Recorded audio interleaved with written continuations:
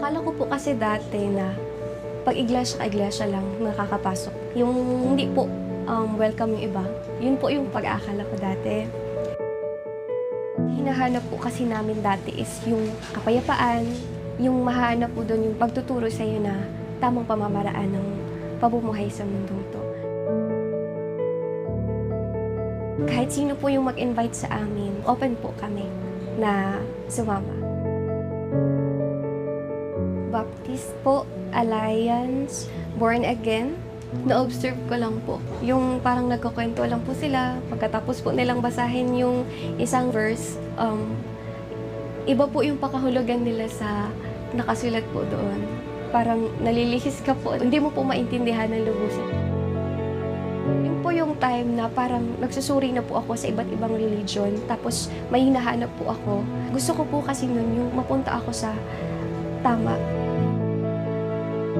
Nadadaanan din po namin yung mga gasaling sambahan nila.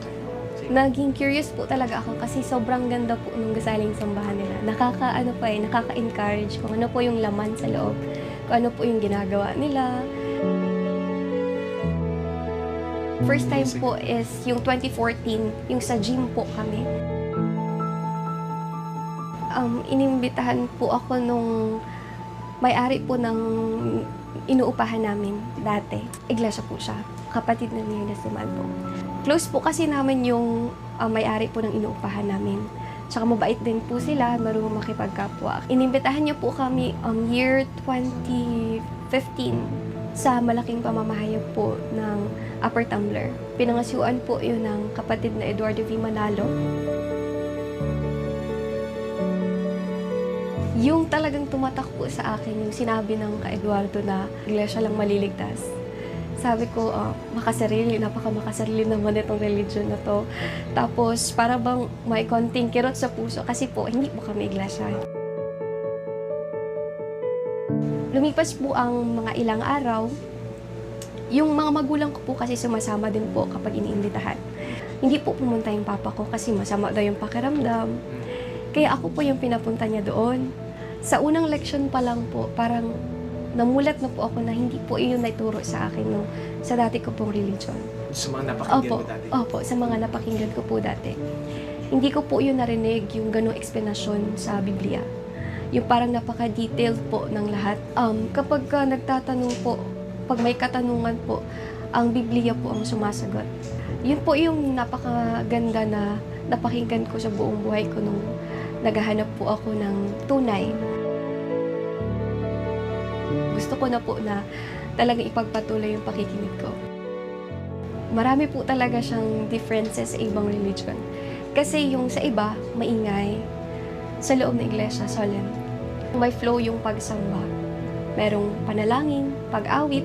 Ang dami nagsasabi na binibrainwash. Pero ang totoo, tunay po talaga nakasulat sa Biblia yung tinuturo sa iglesia. At yung sinasabi din po nila na 10%, hindi po yung totoo. Kasi kusang loob. At ayon sa yung pananampalataya. Yun din po yung nakasulat sa Biblia. Lahat ng mga pinapatupad o pinapangaral sa iglesia, yun po ay nasa Biblia lahat. Kaya yun po yung mga after po nung mga panguusig sa akin, hindi ko na po sila pinaniniwalaan. Kahit hindi ka kaanib sa iglesia, mabait po sila sa'yo. Kung kailangan mo ng tulong, pinagkakalog po nila.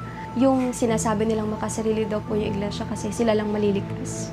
Hindi po kasi totoo yun kasi nag-aakay po sila para sila man maging kaanib at maunawaan din po yung katotohanan.